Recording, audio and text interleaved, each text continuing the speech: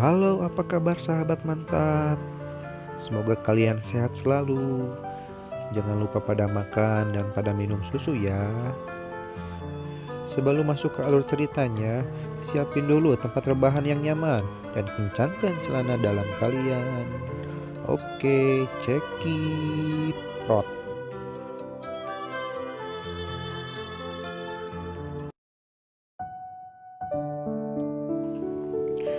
Di awal cerita, kita diperlihatkan bos besar di kantor bernama Juyong atau Jujun.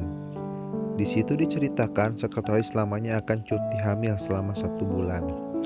Lalu diperlihatkan datang wanita yang manis, cantik, dan menggemaskan bernama Jiwon. Boleh disebut Resti. Dan diperlihatkan dua laki-laki bernama Kim atau Hakim dan Han atau Sahlan.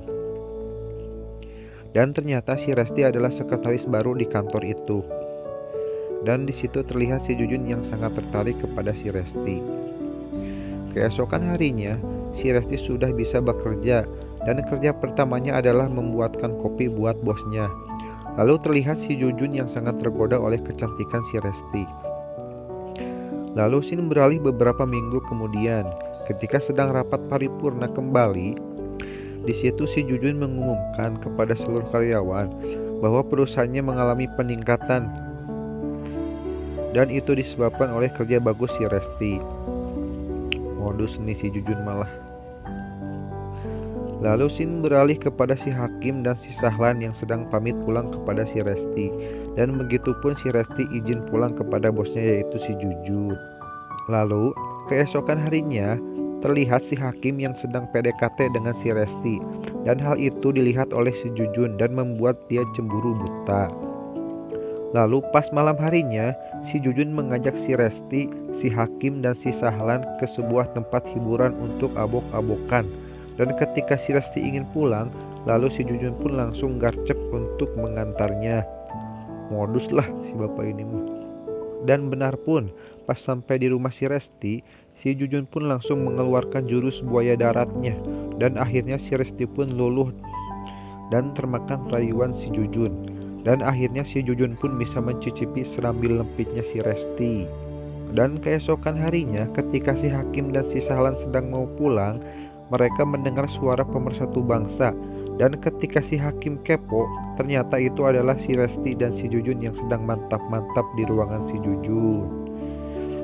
Keesokan harinya ketika karyawan datang ke ruangan si Jujun, dia terlihat seperti orang yang sedang menikmati sesuatu. Dan ternyata di bawah meja ada si Resti yang sedang melakukan olahraga 5 jari terhadap si Jujun. Menang banyak nih si bapak. Ketika si Jujun keluar untuk rapat, ternyata hal itu dimanfaatkan oleh si Hakim. Dan terlihat si Hakim yang memasuki ruangan si Resti.